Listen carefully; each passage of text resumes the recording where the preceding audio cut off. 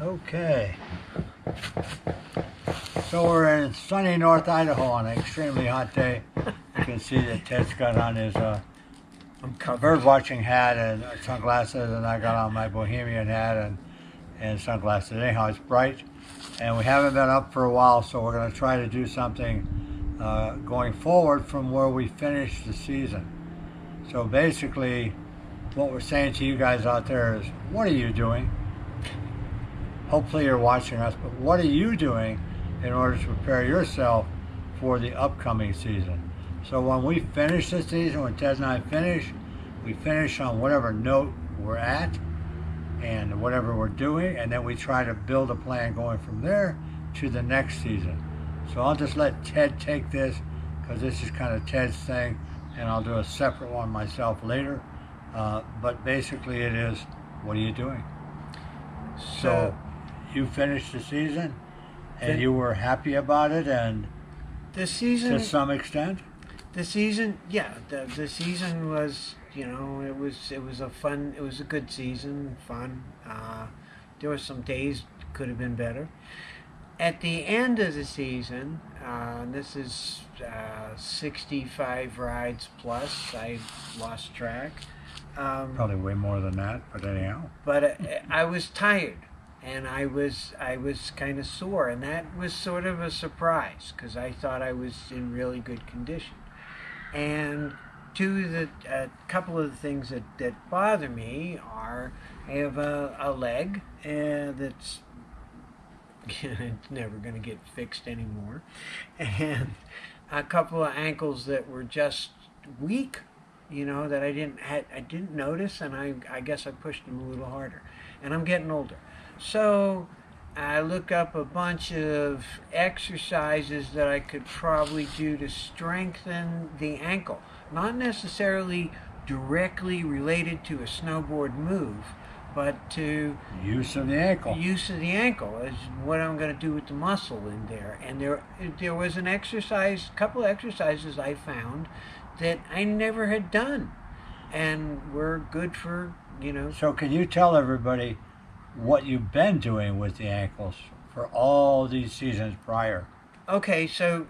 Well, not in a way of physical activity, but the fact that you are taping up your ankles every single morning to limit the use of them because of pain, correct? Yeah. Okay, so now you're at the point of saying, did what I did work? Yes, it did work, but does it cause some limitations in addition? Yeah. As opposed to directly getting involved with the problem. Right, and it's taking something external from me and putting it into place, right. And that restricts my motion. And we talk about range of motion as being something that we want all over the place, because it helps us control the boards and so forth.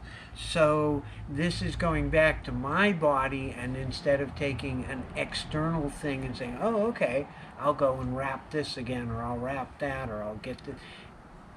How does my body work, and can I strengthen that chunk? That thing that I'm worried about. Can I make that a healthy joint?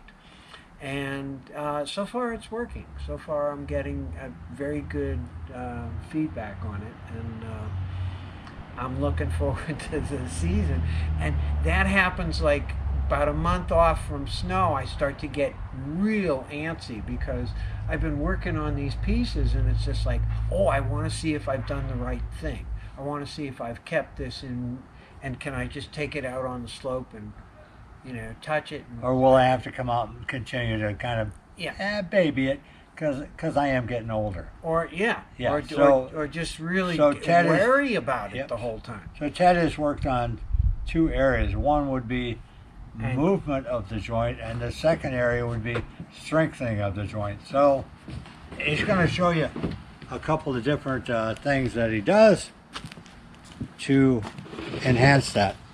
More so for my entire body. For the entire body. And again, range of motion.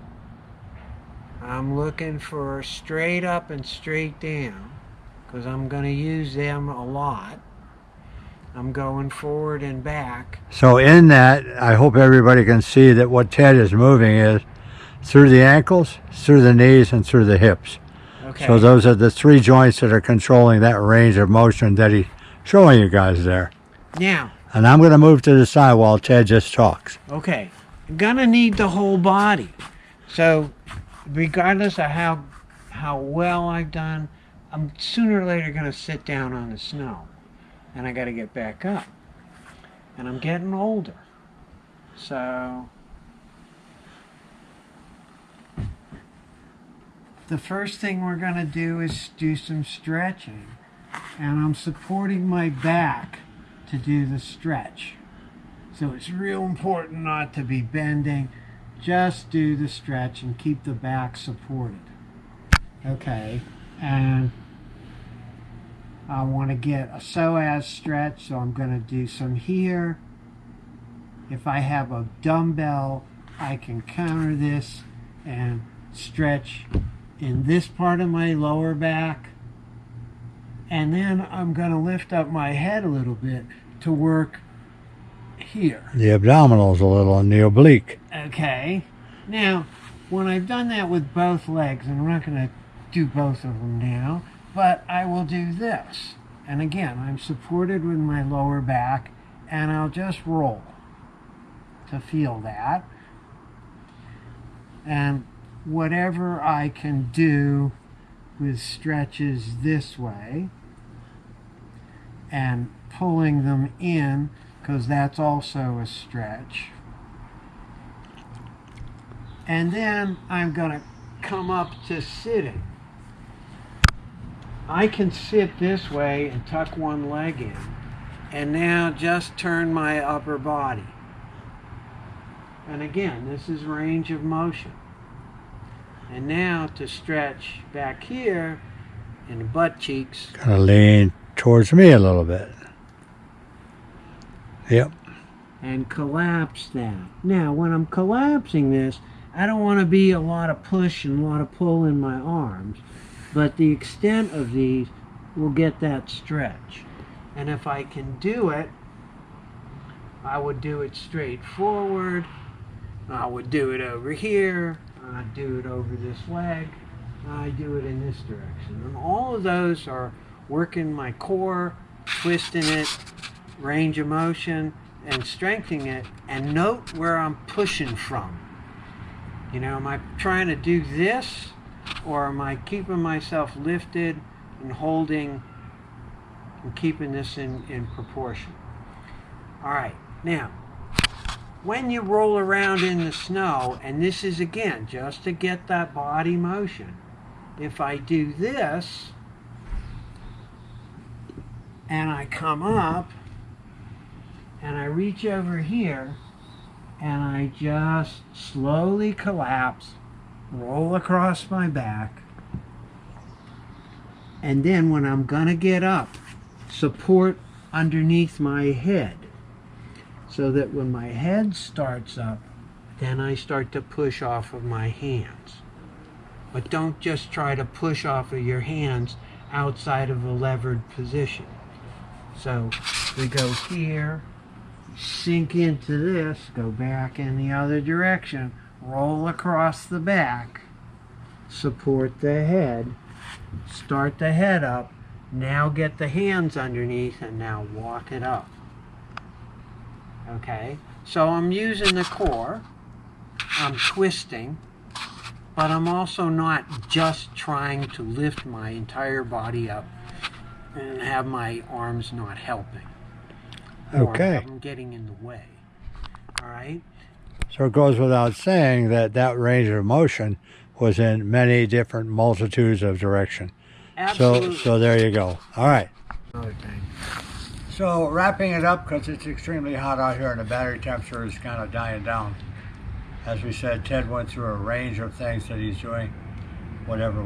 Now, the quick question for Ted is, that range of things that you're doing, where are you trying to tie that into your plan on improving snowboarding?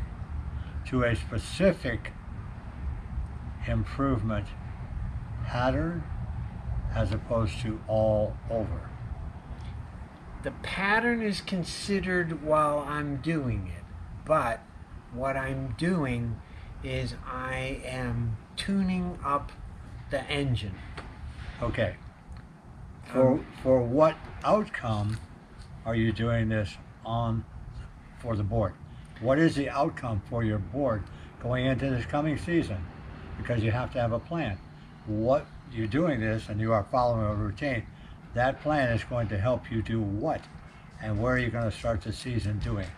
It's going, I'm hoping that it has effect on the engine that's running this show in keeping it tuned up.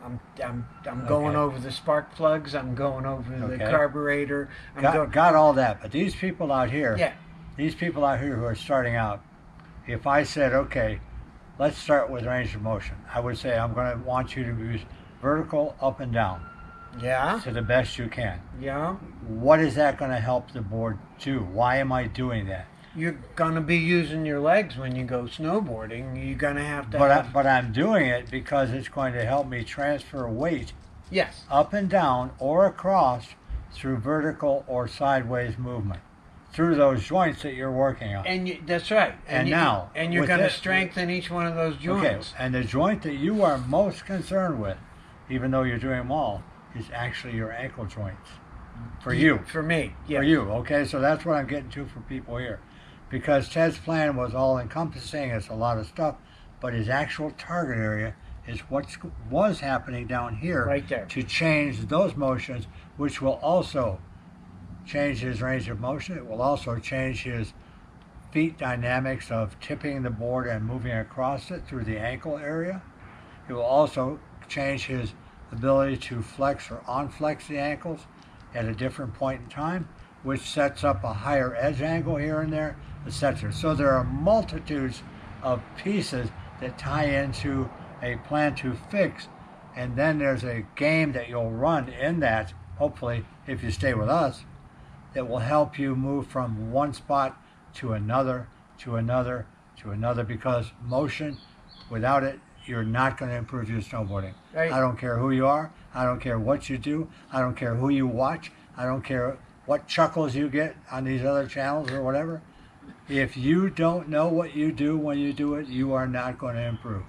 So it goes back to what everybody says. There are those that do because they can. There are those that don't because they come up with excuses why not. So we hope that makes sense to you guys out there. And we are already in preparation. We are not waiting until opening day to get started. Don't you do it either. So we're out on that. Straight ahead. Straight ahead. Okay. Does that make sense? Yes, yes. As I said, there's these other exercises.